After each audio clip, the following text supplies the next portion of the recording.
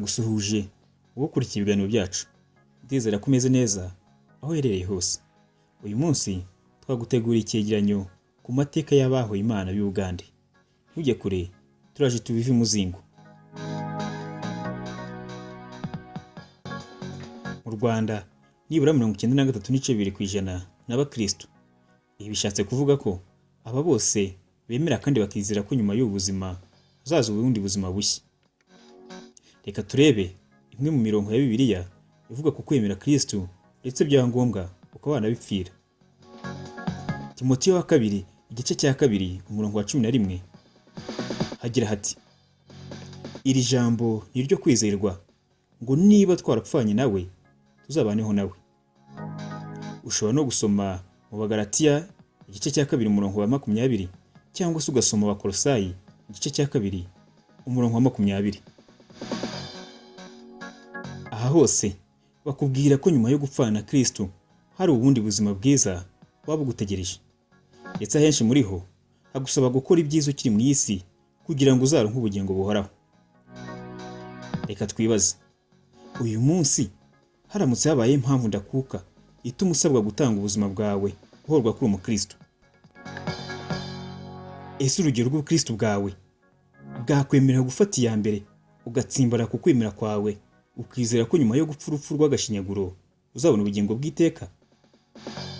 Cyangwa wahitamo kwigumira muri iyi si rimwe na rimwe isharira kuruta uko wakwizera ahantu utaragera? Nyamara mu gihe wibaza ibi, hari abantu bemeye gushyira ubuzima bwabo mu kaga kubera urukundo ruhebuje bakundaga Kristo. Abo nta bandi ni abahowe Imana b'i Bugande bazwi nk'abamaritiri.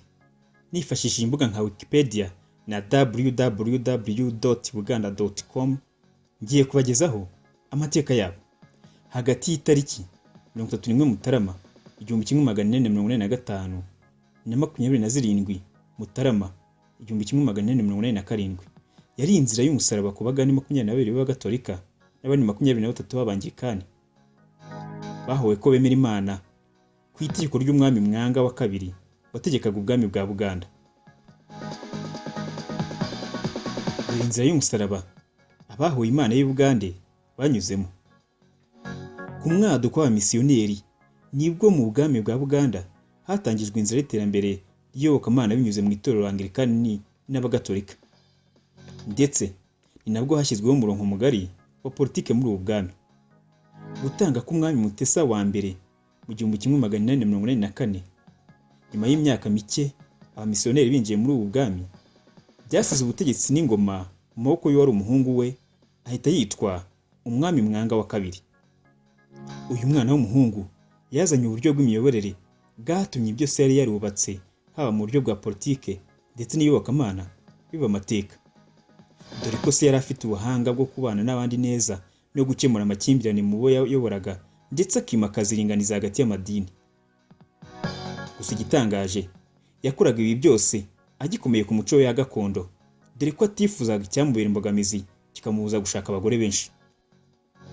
Iyobokamana ryakiranywe na yombi mu Buganda nubwo ryarizanye amabwiriza yaryo.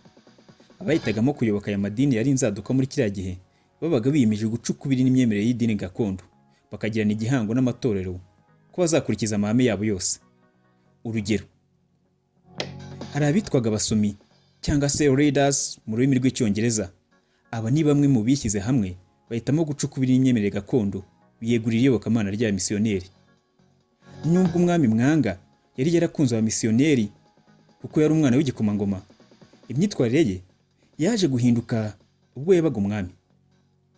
Uwari waragaragaje urukundo no gufasha abamisiyoneri niwe waje kuvamo umwanzi ukomeye w'Abakristo n'abo yitaga abanyamahanga. Yatangiye kwiyumvisha ko ubutegetsi bw'abari baramubanjirije bwakoreraga mu kwaha kwa misiyoneri n'abari baramaze kubayoboka. Kuri Mwanga, impuhwe n'urukundo yari afite byarangiranye n'ubutumwa yahawe bumubuza gukomeza imwe mu mico itari myiza, harimo n'ubutinganyi byavugwaga ko yakuye ku Barabu. Nyamara ku mwami cyaraziraga kikazirizwa gutegekwa gukora ibihabanye n'ibyo atekereza, dore ko umwami yabaga ari we zingiro ry'ubutegetsi n'ubutware.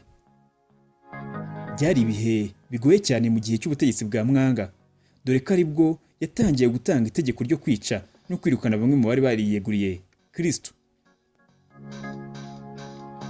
Tariki 31 Mutarama mu 1845 Yusufu Rugarama, Mako Kakumba na Nuwa Serwanga nibo bakristo babimburiye abandi mu kwicwa ku itegeko ry'umwami Mwanga, bicirwa mu gace ka Busega na Tete. Mu Kwakira 1845 Bishop James Hannington w'itorero Anglikani yaje kwezwa mu gace k'uburasirazuba hafi na Ekwateri.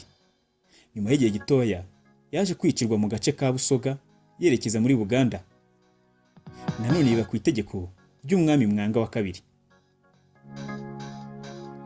Umwami Mwanga yafataga abantu babaga bavuye muri Busoga baje muri Buganda nk'abafite imigambi mibi yo guhirika ubwami bwa Buganda. Joseph Mukasa, uwari umujyanama mukuru w'umwami Mwanga akaba n'umuyoboke w'idini Gatolika, yaje gushinja umwami Mwanga kuba yarategetse ko Bishop Hannington yicwa adaha amahirwe ngo yiregure ku byashinjwaga. Ibi byarakaje umwami Mwanga maze ategeka ko nawe afatwa agafungwa. Hagati y'Ukuboza 1845 n'1846 abandi bakristo benshi barishwe bazira kwemera Imana. Nyuma mu kwezi kwa Gicurasi 1846 umwami Mwanga yaje gushyiraho itegeko risaba Kristo guhitamo ibintu bibiri. Yabasabye guhitamo hagati yo kwemera kwabo no kubaha amategeko ye, maze abahisemo kwizera kwabo bagacirwa urwo gupfa. Bamwe mu bari bamaze igihe gito biyeguriye iyobokamana bahisemo kurengera ukwemera kwabo.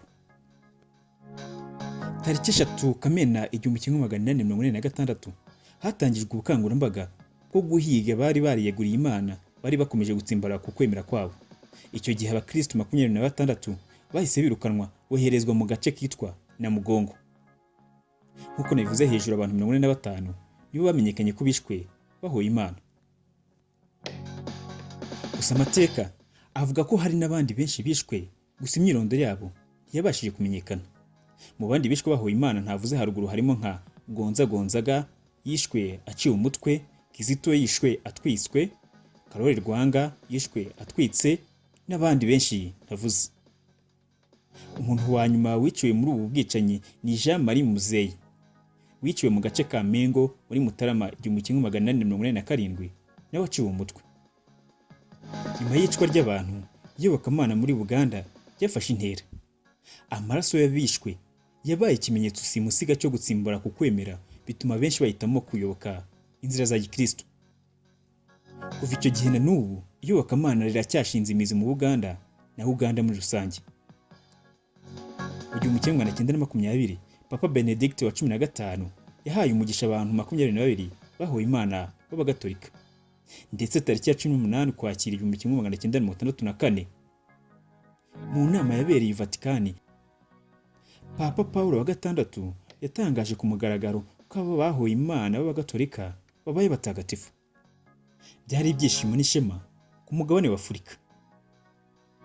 Icyo gihe kandi yaje gukorera urugendo rutagatifu muri Uganda mu gace ka Namugongo ahagana mu 1969 muri Kanama. Ndetse na Papa Paulo wa kabiri yaje kuhakora urugendo rutagatifu mu 1993. Kuva ubwo kugeza n'ubu abahoye Imana b'i Bugande biyambazwa muri Kiliziya Gatolika, ndetse buri mwaka tariki 3 Kamena ibihumbi n'ibihumbi by'abakristo bakora urugendo rutagatifu berekeza mu gihugu cya Uganda mu gace ka Namugongo ahubatse bazilika nini yitiriwe abahoye Imana. Ibi bakabikora mu rwego rwo kubazirikana no kubiyambaza. Mbere y'uko dusoza, reka tumenye amwe mu mateka y'umwami Mwanga wa kabiri. Yavukiye mu gace kitwa Nakawa mu 1868. Ise yitwaga Mutesa wa mbere, naho nyina kitwa Abacyara Bisagi Bagarayazi. Yari umwe mu bana wavutse kuri umwe mu bagore 85 ise yari afite. Yimitswe ku bwami tariki 18 Ukwakira 1884. Kugira ngo byumve neza, ku myaka 16 ye yari ahawe ububasha bwo gutegeka imbaga nyamwinshi. Uyu mwami kandi yashatse abagore benshi nubwo atageze kuri 1/2 cyabo se yashatse, dore ko Mwanga we yashatse abagore 16. mu 1903 afite hagati y'imyaka 34 na 35 nibwo umwami Mwanga wa kabiri yatanze aguye mu birwa bya Seychelles. Aha yari yarahungiye. Umugogo we watabarijwe mu gace kitwa Kasubi na Mugara.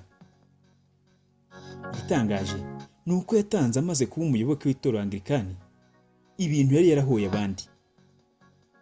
Ndizera ko wasobanukiwe neza amateka y'abahoye Imana y'u Bugande. Kora subscribe kandi no kukazogera kugira ngo utazacikwa n'inkuru y'ubutaha. Ushobora kandi no gutanga igitekerezo cyawe muri komenti ukaba wanasangiza inkuru abandi. Komeza ugire ibihe byiza.